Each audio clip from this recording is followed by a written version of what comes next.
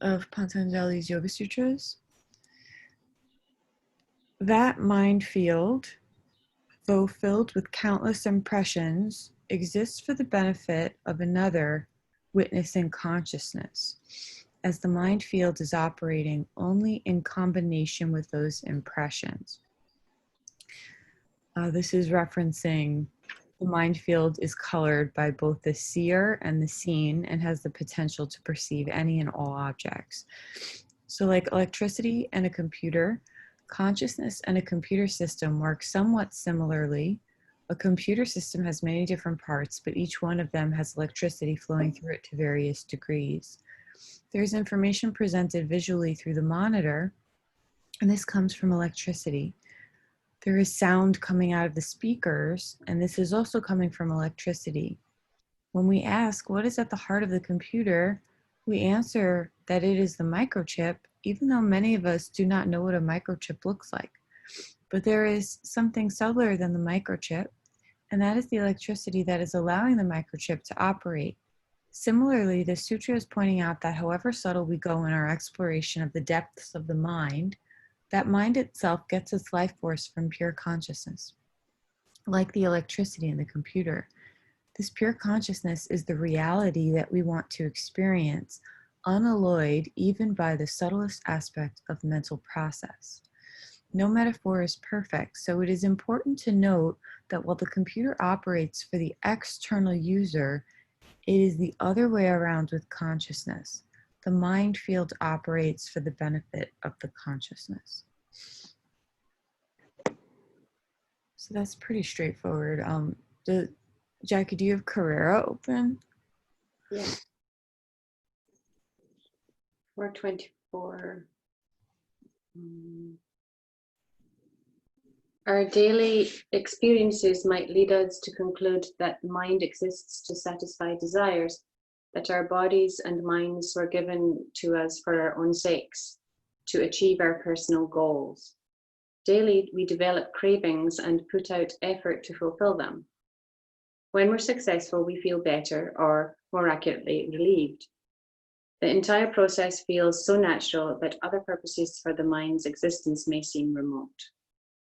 Although it may seem foreign to our daily experience of life, the mind does not exist solely to satisfy personal desires. The mind, as with everything created within Prakriti, exists to fulfill a higher purpose than personal gratification. The mind exists to serve as the immediate link to the realization of our immortal nature. Like the apple tree, which fulfills its ultimate purpose when it reproduces its source, the seed from which it came, everything within Prakriti finds completion by returning to its source, the Purusha. That's why the Purusha is referred to as Prabhu, the originator, in Sutra 4.18. It is only at the level of the mind that the ultimate purpose for the existence of the mind, self-realization. Let me read that again, that didn't make sense. It is only at the level of the mind that the ultimate purpose for the existence of the mind, self-realization, can be experienced. But the direct experience of the self cannot be attained by logic, by amassing information, or by satisfying sense desires. In addition to these mental functions, the mind has another ability. Like a flawless mirror that perfectly reveals the sun, a still, clear mind reflects the fullness of the self. Ah, that's nice. Yeah.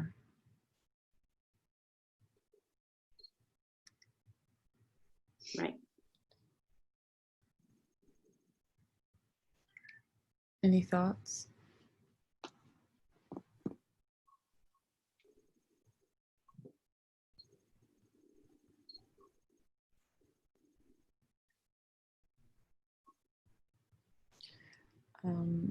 I think it just kind of it repeats what we've been talking about these last few days, like that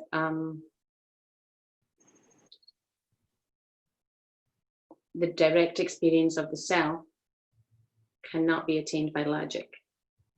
So some of us need to keep doing this and really studying and thinking and understanding, but you can't really experience it through logic. You have to just experience it.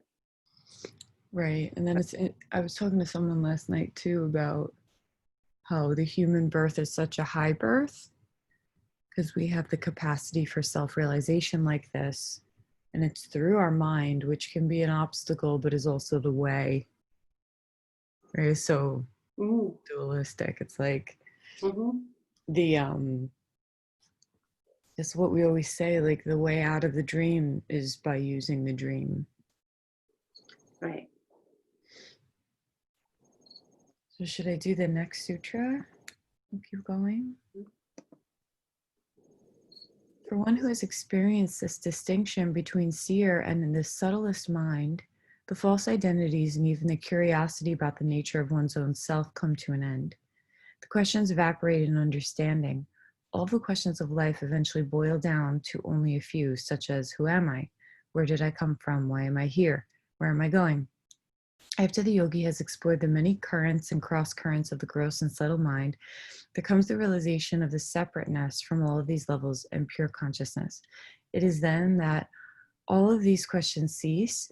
It is not a case that they are analytically answered in logical words. Rather, the questions are resolved. They simply evaporate in understanding. Yeah, I thought to myself last night when I was little, I would ask just a billion questions to my parents, and they would be like, I don't know, go look it up, go to the library, you know, because I was just so curious all the time. And I was thinking, if Isabella has any question for me right now, like, I'm gonna know the answer. Why are we here? What is God? What is my purpose in life? Like all these, you know, ridiculous questions that like nobody had an answer for me. Like through the yoga practice and studies, I feel like I could tell her something now. I know what to tell her to answer her questions. And that's like so true, huh? And it's like most of it, it's like you can read about it, but it's not until you have these experiences in meditation that do you really feel like, oh, okay, here you go. That's what it is. It's so simple, right? Everything is getting so complicated in our minds, but it's actually so simple. Like Isabella's gonna be like, Ma, I know. Like, duh. Yeah. She's not even 3 yet, and she's already like, why? Love it. Love it. Oh, on a different note, yesterday, Amanda, I listened to this speaker. She's a naturalist who does art with children, and she teaches teachers how to do it. And I have to give you her name because it's just, I was just thinking about Isabella and how much you would love to do this stuff with her. So I'll pass on her website to you because it was just beautiful. Cool. And it'd be perfect for you, Isabella. Any other thoughts here? Go on to the next one. Okay. Wait, I think I might have a question. This is like where I start just like accepting. This is me going outside of the box. Usually I would just carry on and just accept it. But for you just read 25, right? Mm-hmm. So in Pantanjali's, it says, to one who sees the distinction between the mind and the Atman, thoughts of the mind as the Atman sees forever. So Atman is self with the capital S. Mm-hmm. But where does Purusha fit in here? Is it just the Atman too? It's like what he was like, Atman is the generator of the electricity. It's like the battery, that's powering up the mind. It can exist without the mind, but the mind cannot exist without Atman. So we often get confused and we think we are the mind, that the mind is the consciousness, that the thoughts are the consciousness, but the consciousness is something deeper than the thoughts. That's why people are like, oh, in meditation, you know, I can't still all my thoughts don't go away. And we always teach in our tradition, your thoughts never go away. You just are paying attention to something deeper. The thoughts are like a broken record that are just going on in the background, but they're not who you are. They're just the the recordings of the impressions that are sort of playing themselves out over and over again that we could listen to, or we can kind of like listen to something else. And when you're connecting to consciousness, there's a state of thoughtlessness, not because there are no thoughts, but because you're absorbing into something deeper than your body mind vehicle. And I think that's why the Buddhists call it, they say like when you achieve that state, that it's a state of nothing. How do you become nothing? The Buddhists are always saying. And I think it's just another way of, it's another word for what the yogis say, which is like becoming everything. It's just another description of it, but if that's helpful. Yeah. It makes me think of chanting. Yeah. When you just, but I can't put it in words, but everything you just said makes me think of when you're really there in chanting and everything else is just. Totally. Yeah, I mean, like the Ishopanishad says that chanting the Maha Mantra in Kali Yuga is the easiest way to transcend in this time. It's just easier when you're singing to distract the mind enough that you can experience the consciousness. All these other practices are a lot harder. Yeah. So are the words that we use, Atman and Purusha, the same thing? I kind of thought of Atman, and this is where I want clarification. I had been thinking of Atman as a larger, kind of the umbrella that's everything, and Purusha is more individual, the divine within each. Purusha is consciousness. So you can have Parapurusha, which is the greater consciousness of everythingness, and then Purusha, which is the consciousness, which can be described as the inner consciousness, or Atman is the individual. Like if you break down the word Atman, Right. Man, this is where the word for the individual comes from. So it's, I had it kind of round the wrong way. Okay. it's okay. Yeah. So yeah, we're like inching our way back up the Sankhya chart. Through all the manifest back up into where it all began. Like what Carrere said. He's very eloquent, or she's very eloquent. All right, I'm gonna read the next one. Then the mind is inclined towards the highest discrimination and gravitates towards absolute liberation between seer and seen. When even the subtlest questions of life subside, there is only one direction left to go, and that is towards the realization of the absolute reality that is beyond.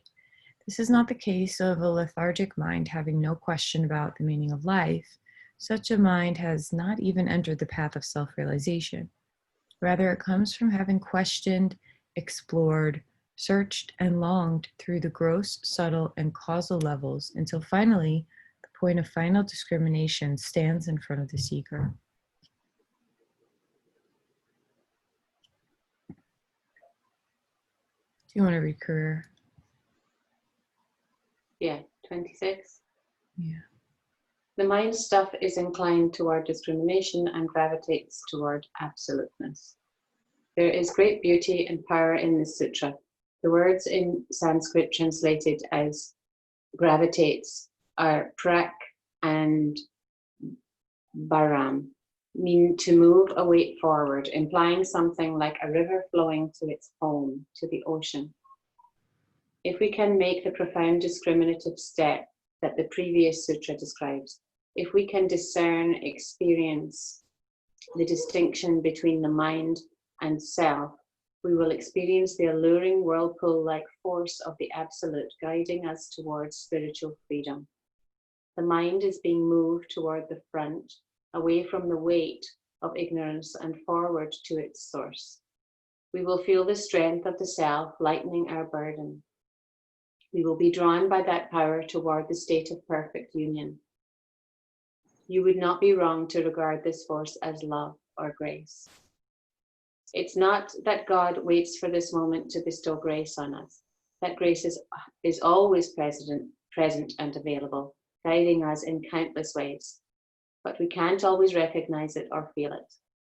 Our mind needs to be still, clear, and free from attachment to recognize its presence. Is there a practical benefit that we attain when we feel the pull of the Absolute? Our conscience, our inner guidance system, becomes unfailingly reliable, with virtually every prompting being an intuitive nudge that accelerates our approach to self-realization. We will be able to distinguish a prompting from the Absolute as opposed to the call of the ego. Finally, that perplexing question, how can I know God's will come to a resolution. After years of feeling our way through a dark tunnel, we are now led by a clear vision of light, a light that we imagined, pursued, and theorized about, but now recognize. There is no doubt we are returning home. Wow.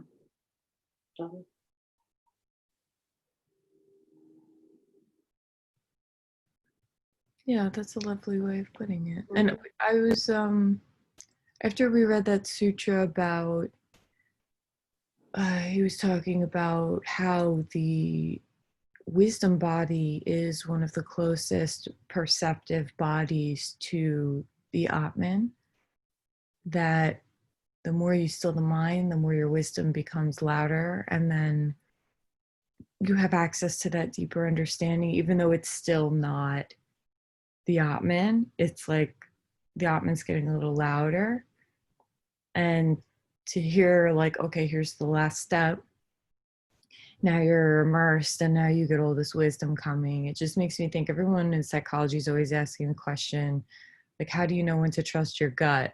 When is your gut actually just like giving you a trauma reaction, and it's not actually leading you towards some we're always being led towards our higher purpose, in that we are working through our karma, but it's like, how do we end the alliance of karma with the self? Like, how do we end the cycle of suffering that we get stuck in?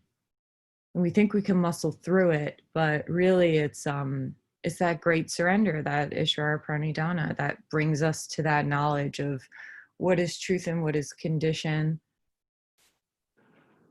It's a really interesting thing to like be able to, I guess the bhakti can just go there, but the jnani has to disseminate each part of the mind. That's sort of been my path. That's like, as I become more aware, each situation brings upon a realization that like, oh, this is a conditioned response. Oh, where did the conditioned response start? Oh, this is from childhood, or maybe this is from before I was born, or like, like all these. And it's like the ability to pause allows you to see things. It's almost like if we can't pause, we can't see. And we think like if we're being super fast and super reactive, then we're going with our gut. But sometimes we're not. Sometimes we're going with a trauma response. That's just like dragging us back into the cycle of trying to heal our trauma. Sometimes that's some scar. Some scar is just a really deep trauma. And all human beings are traumatized, it seems. And it's like... But it seems also that if we go with our gut and it's a trauma response, it's also what we need to do to be able to recognize that, to go through it again, to recognize it, to be able to not do it again. Right, exactly. Like it's such a beautiful and frustrating plan. Right. Yeah, like it all is, and that's what you have to surrender to that too. And it's like within the surrendering, all of it comes that you're looking for. It all comes. You just have to surrender to it. Like that, I think it's a poem I read that I don't remember who wrote it, but walking down that same street and stepping into the pothole, and then the next time doing it again, and then and then maybe walking around it or getting out of it sooner, and then eventually taking a different route. Just eventually, but it sometimes just takes multiple times. It is a poem, but I can't remember the title. Maybe Dana Falls or something, but I don't know. Read it in our training. That's where I heard it one time. So when I was younger, that that crazy Swami came into the studio. He would come and like read everybody's minds and freak everybody out. The Swami. He came to me one day and he told me, "Oh, 2 men are in love with you. Write their names down." And I did. And he points to my husband's name. This was before we even got engaged. He points to my husband's name. He said, "This is the one you should marry. He's good for your soul." And I was like, I thought, oh, well, I guess I'll have such a peaceful existence with my husband. I'll be so peaceful, And like every time we get into like some kind of tiff and like things are really hard and we have to move through it, I think of that moment where I'm like, this is really good for my soul. It's what you need. It's like forcing me to walk around the potholes. It's incredible. It's incredible. We have this vision of like the path of spirituality being so full of joy, but it's like we can't get to those joyful moments until we really, really, really struggle. It's like it's cleaning off thousands of years of impressions. It's just such a crazy process. I'm always like just in awe. I'm in awe of life and the process of life. I was talking about my experience during the storm the other day and how like I was like in full-blown panic attack for like a good 20 minutes. But like watching myself go through it, like I'm just creating a story. It's not real. Like it didn't even happen to me yet. Like I was forward projecting things. But also like I'm a person of like, I am definitely like karma yoga, like action. Like don't even like, it doesn't have to be like think or surrender, just do.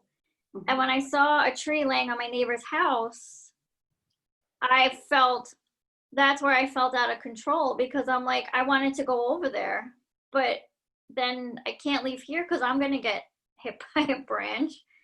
So I felt trapped in my own home. Mm-hmm. And then I found out they were okay. And then I could calm myself down. But I had to, before I did that, I had to text one of my neighbors because I was in a group chat and one of my texts were going through. So now I was like, no one can reach, I can't. So I finally individually text one of them and I'm like, I need help. I'm panicking. Can I come over? And then once she responded to me, I could feel another sense of relief. Like in that moment of asking someone for help, I think is like what a lot of us humans are missing as part of this journey is we think we have to do it alone. And we forget that we can ask for help to get over the pothole. Like, help me get over it, like if there isn't a different route, finding a way to get over it. And then we were talking about this yesterday. I was like, I have to consciously, because like I was thinking about Sandy and like I wasn't as affected from Sandy as some other people. And I can't remember the storm of Sandy because it was overnight. So like, I remember the aftermath of Sandy, which is just like, I didn't want to create some scars from that storm the other day. Like I needed to create what actually happened instead of saying a tree fell on my house and remembering it that way. And like doing that kind of work is so healing because then you're creating you're taking some scar of what actually happened instead of whatever I spiraled down on. Because I still like, even walking by the trees now, I'm still a little tense. Like I'm still looking up at the branches. I still don't fully trust them. But like that, like you're saying, Amanda, like that to me, this could be a reminder now. Like this could be something that triggers me.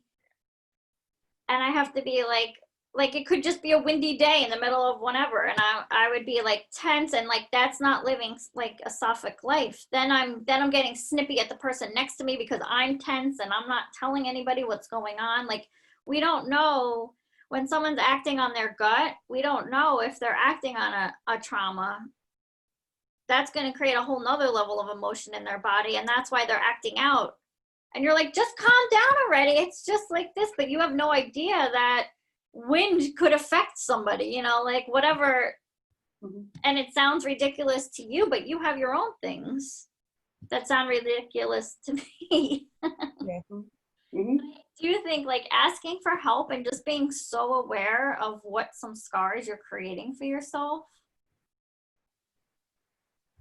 is important? Yeah. And what is trauma? Trauma is when something is unexpected. So the yogis have no expectations. Like I read this story I want to share about Alexander the Great. So he had this fascination with the yogis. He was like the conqueror. He was trying to conquer the whole world. And there was a legend of this very particular yogi who was so high and so elevated. And he had accomplished all of these things. And Alexander the Great sent his people to him and said, Alexander the Great wants to meet with you. And he said, no, thank you, I'm not interested. So he sent him a bunch of riches and said, here, take these and you come meet with me. And the yogi said, no, take your riches back. I don't need them. I'm not interested in meeting with you. And then he sent his closest advisor to go tell him, Alexander the Great, he's the greatest warrior in the world right now. Going on. The yogi said, I don't care. I do not want to meet him. And eventually got to the point where Alexander the Great went himself. And he said, I want to, sit and speak with you and meet with you. Take all these, here, I have all these jewels and these treasures for you. And the yogi said, I don't want your jewels. They're all born from blood. He says, what do you mean born from blood? He said, well, you killed to get all this and conquer. And he said, do you not know who I am? I am the greatest warrior in the world. I own all these lands. And the yogi said, you don't own any of those lands. He said, you're going to die one day. He's like, but everybody will remember me. He said, well, it will not matter because you will not have. He's like, there are many men who came before you who thought that they own these lands and they are gone now. There will be many men after you who say that they own these lands and they will also go away. You don't own anything. And I don't wish to take anything that has been born of blood, And and then Alexander the Great is like, how dare you speak to me like that? And he holds his, knife up to his throat. He says, okay, fine, kill me. I am not afraid of death.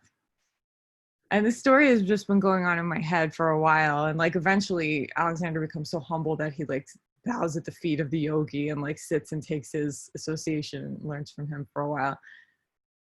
But it's like, that is something that's in all the texts, that the yogi eventually gets this state of fearlessness. And I thought of that story because it's what you said, Pam, about like the ability to like get past your own concerns and reach out for help.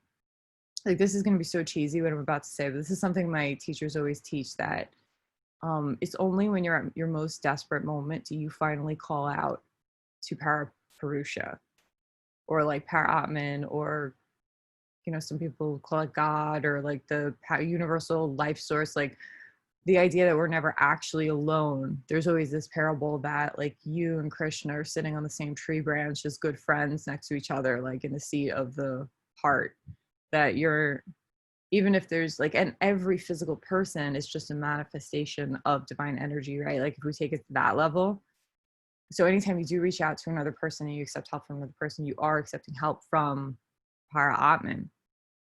And like on an even deeper level, if nobody's around, there's still that ability to call out, and it almost gives a fearlessness that the yogi is seeking, that there's a higher plan and there's only so much I could do about it.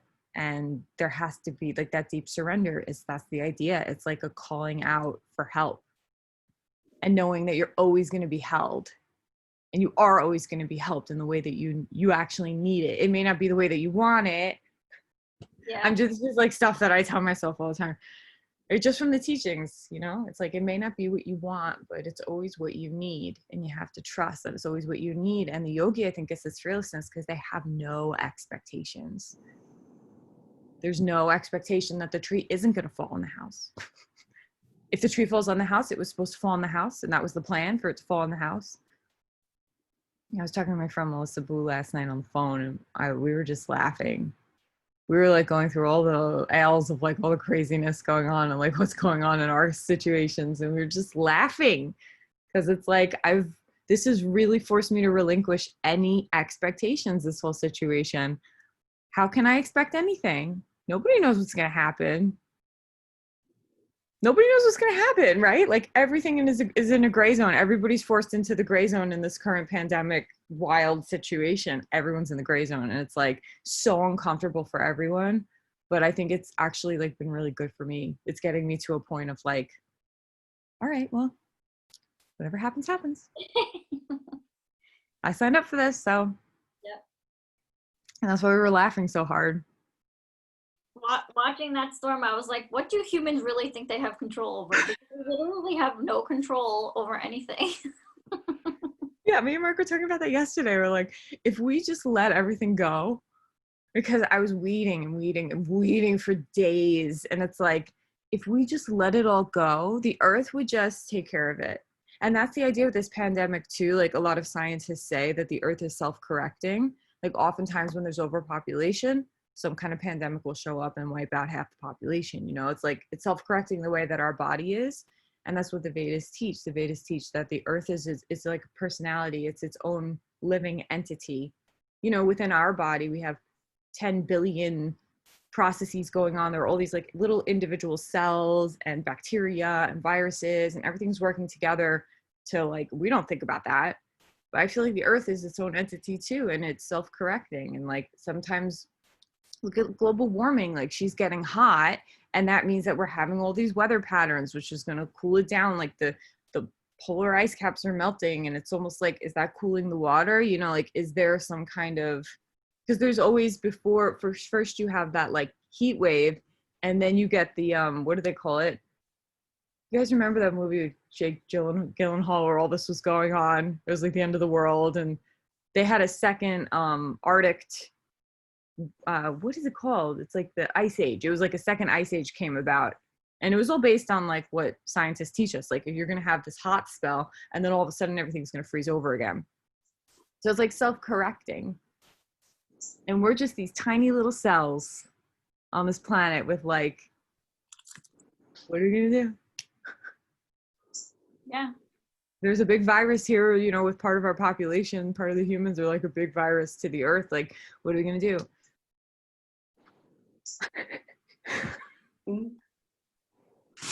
Like, of course there are hurricanes and the whole freaking, you know, everything's gonna get knocked down, and like, of course it's 2020. Like you can't have any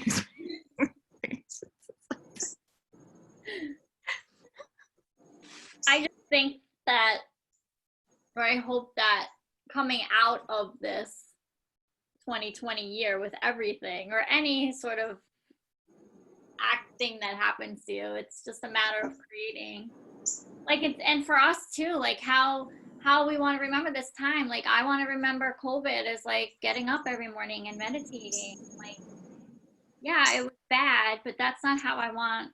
And it's not that I want to ignore it either, but I want to see the good and not just the bad. I want to carry both with me. Yeah. Whereas sometimes we just get so, or I get so stuck in the negative, where it's like, I had to wear my mask every day. Like, I don't want to tell like the youth as I get older, like it was awful, it was the worst, you know, like I can hear myself talking about the storm even, like, oh my God, it was so bad. And then I look at pictures of what happened in other, and I'm like, it was, a leaf fell on my lawn and it was so bad.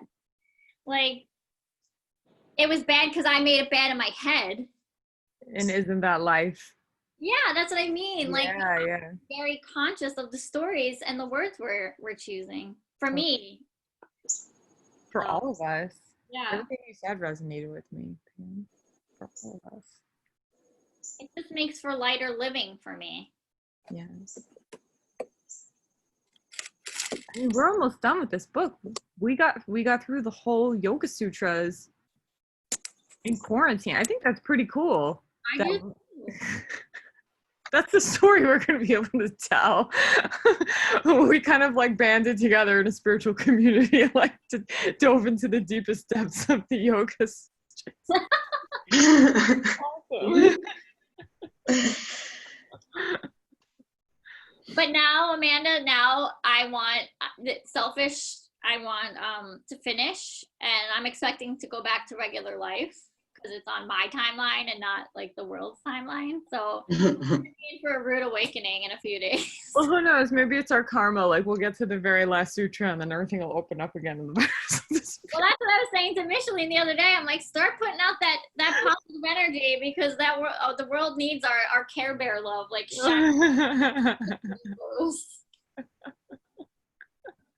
I call it my freedom bucket list, and I just keep a running list there of what I'm gonna do once I'm free again. Well, we can only be free in our experience, right? Only free in the mind. Yeah. I guess when I say free, when I'm allowed to be 1 foot away from somebody and not 6 feet. Oh, when we can hug again. When I can get on a plane. Yeah. When you can escape this country. I want to see my kids. One's in Chicago, one's in Southern California. I want to see my new grandbaby who will be. Get in that car and go. No, because there's stops all along the way and there's equal opportunity. It makes more sense for me to drive the 5 miles to JFK, wipe down my seat, cross my fingers, breathe as little as possible in the 5-hour flight going to Long Beach, than as it does to take the 3 days to drive across the country. So I'm just waiting. You could get one of those respirators you use when you're putting drywall in. You know, the big respirator. Oh, yeah. I will look like the giant bug in the window seat, but that's okay.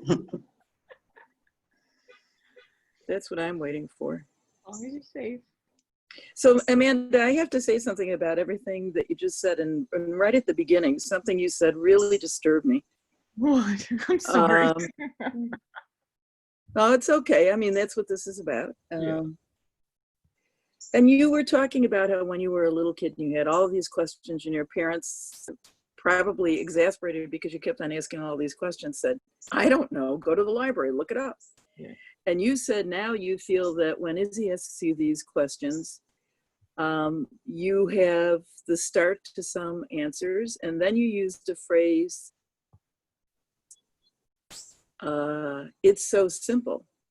And it really made me think about the whole basis of this entire sutra study for myself. And that sounds very egocentric, but suck it up, guys. And the reason I thought that is, way back when I was in college, I read a book by Doris Lessing called The Golden Notebook. And it has been one of those books that frame your life. It speaks to me at different times and says different things. And in the Golden Notebook, Lessing has several different sections, and she starts out with several notebooks, each representing her attempt. The protagonist is an author, so the author is writing in the several notebooks and trying to sort out the categories of her life and keep things straight. And one of the categories and one of the compartments was the author was a member of the Communist Party for a time through the 40s and I believe the very early 50s. Until she became disenchanted, as people often do, when they belong to something that has the answers. So I did an independent study.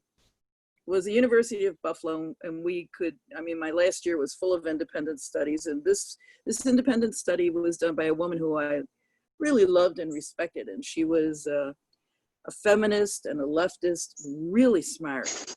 And very determined and a hard worker, very devoted to her views and very devoted towards helping younger women. So I wrote a paper about the Golden Notebook. At the end of the Golden Notebook, the protagonist thinks, this is crazy. There is not one answer. There is no one place for me to be. And I'm sorry, Valley Stream plane coming in. And instead of writing in her several different colored notebooks, she writes in one notebook, the Golden Notebook. It's a very pretty notebook. It's got very pretty, creamy, thick pages and a beautiful golden binding. And for me, what that said is, this is a mess. Life is a mess. There are no simple answers, and yet you sort of have to forge your way through it step by step and do the best you can, which is much of what we talk about here. My independent study mentor said, but Sue, it's so simple. I used to read the New York Review of Books. I used to read all sorts of things. And then I read, and she named several texts that are favorites or were favorites at that time in the Communist Party, which I had read also. And she said, and it's so simple. And ever since then, whenever I hear the phrase, it's so simple, alarm bells just ring in my head, because it smacks of something that maybe I don't have, and maybe you and others have, and that is faith in the Purusha and faith in the idea that there is something bigger and better and more central than all this crazy stuff floating around in life. And I don't have that. I've never had that. And even in all of this study, and even doing the meditation, which has been extraordinarily helpful in my life, as has yoga, and I don't think I'll ever stop that until I die, in which case, it's just sets, it just set off alarm bells in my head. To me, it is not so simple. It is incredibly difficult. It is very murky. And I don't really live in hope that, like, right now I happen to be looking at a sunflower. These giant, beautiful things that sort of pull you in and are they're just full of life. They're very comforting to me. But I don't believe that there is a Purusha in there. As we've been reading this, I've been thinking, it's all okay up to that, and then it's like, I don't think so. Of course, if there is, I'm a bug on the earth, and I'll probably come back as a slimy lizard, because I really don't like lizards, and I'll have to go through that. But so I just wanted those alarm bells.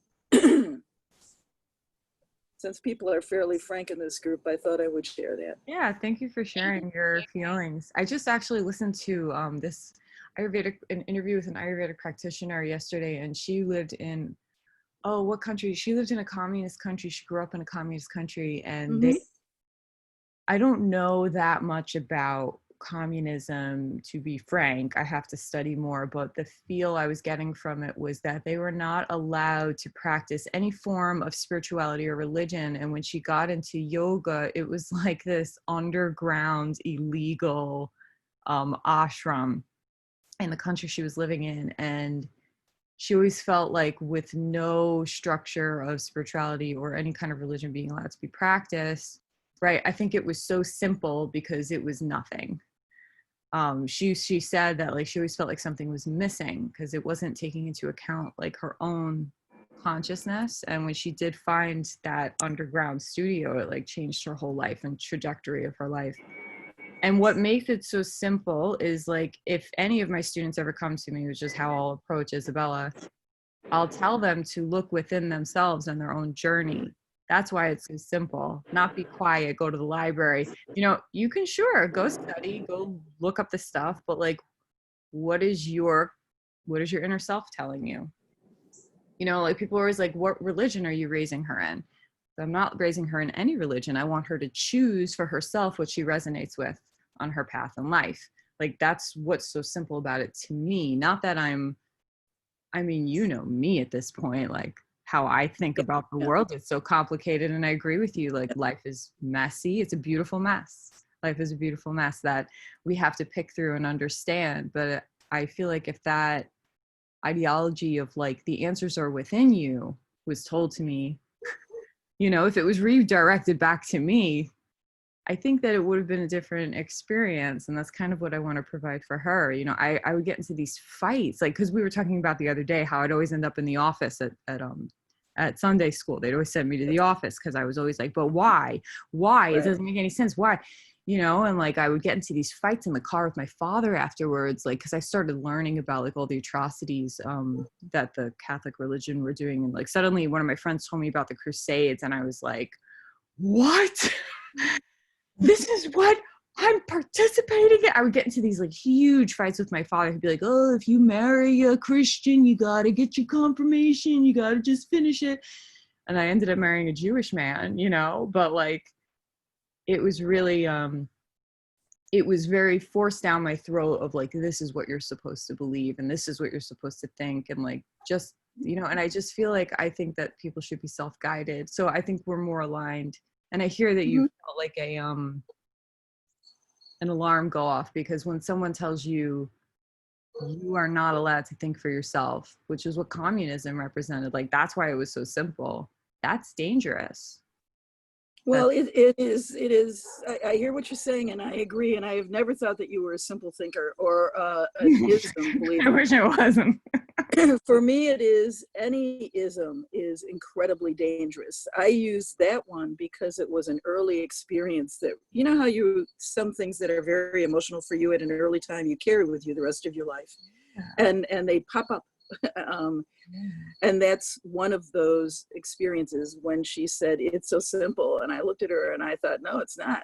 And I got an A on my paper, but walked out and thought, I'm done. You know, this is, you know, let her go on. But it's any ism, because like you, I was raised Catholic.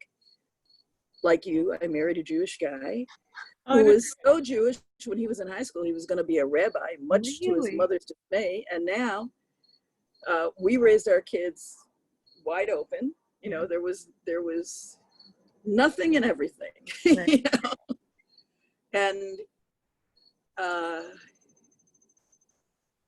I don't know. I mean, it is. So I guess I hate to use the word trigger because it has such a meme meaning now, which too bad. But that when you said it's so simple, that's I immediately went back to seeing this woman in my mind's eye.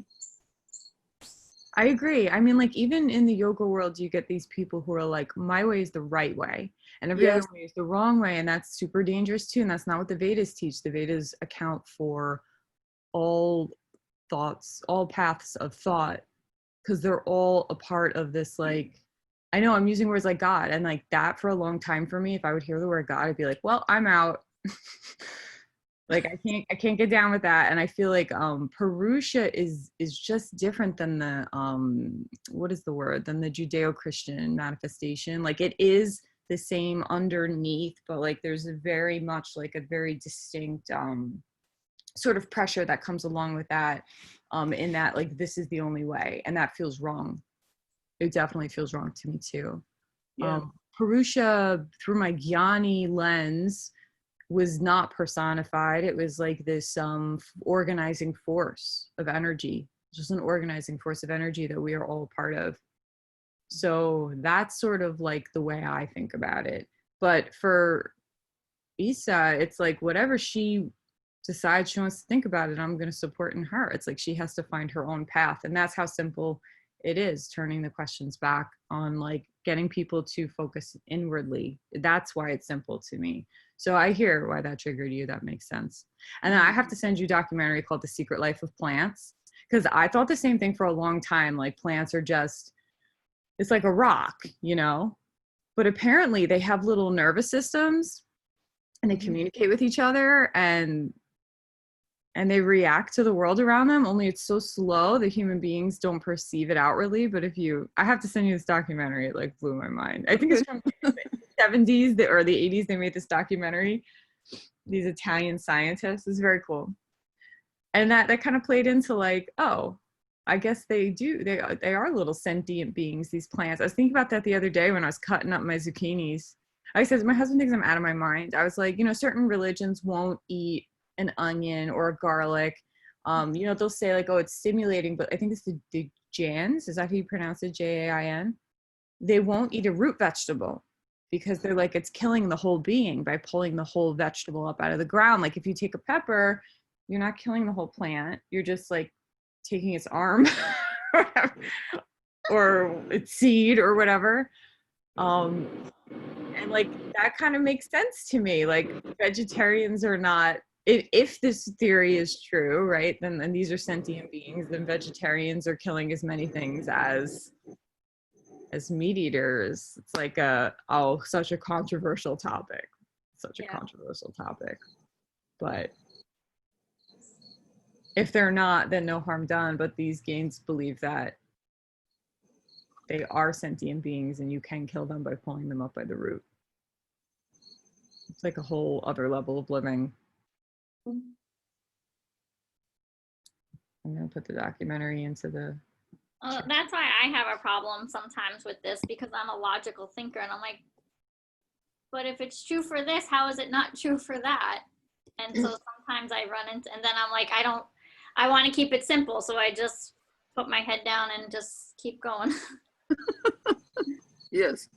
Like, don't ask the questions. You gotta keep asking the questions.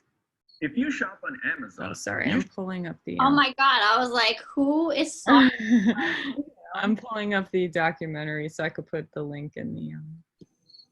We have to move into breath and meditation too. Yes. All right, so let's come to a comfortable seated position. And we can start with alternate nostril breathing. So take your right hand and close off the pointer in the middle into the center of the palm. Close off your nose, inhale through the left side. Close off both, exhale through the right. Inhale through the right. Close off both. Exhale through the left. Inhale through the left. Close off both. Exhale through the right. Continue like that for a few cycles.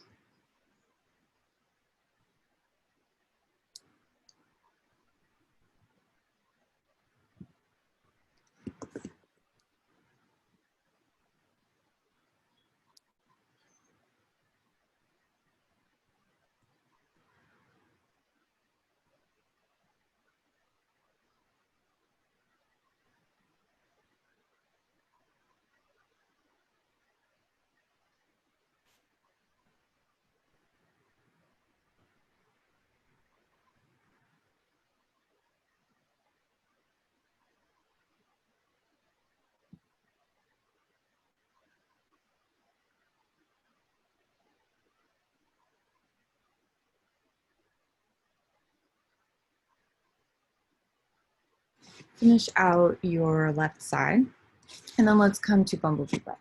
So you can take your thumbs into your ears and then close off your eyes, and we'll go for 5. So inhale deeply.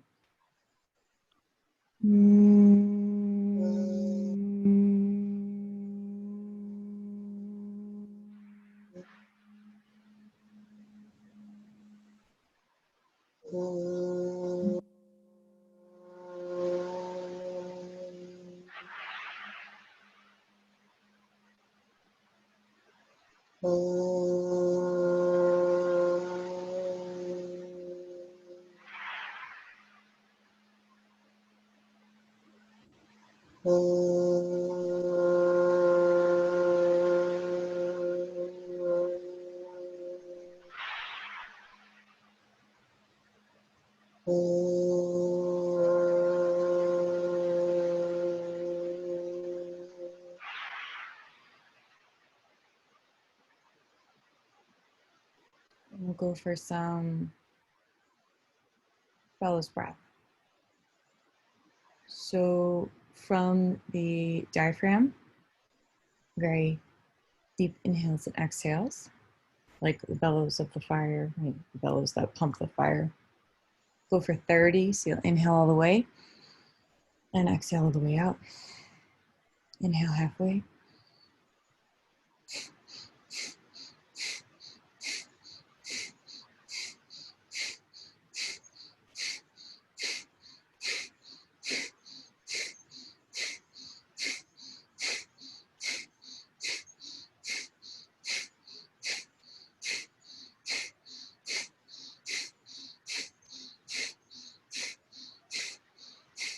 Inhale all the way, retain the breath.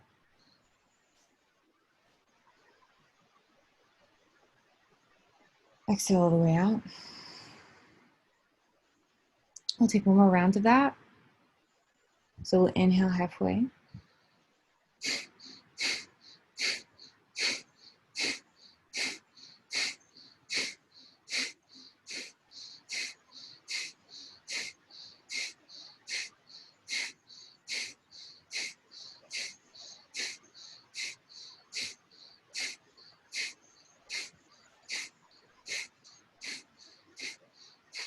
Inhale all the way.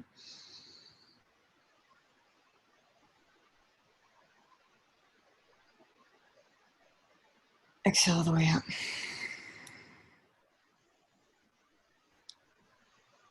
We'll move into your variation of meditation practice. We're going to sit for 20.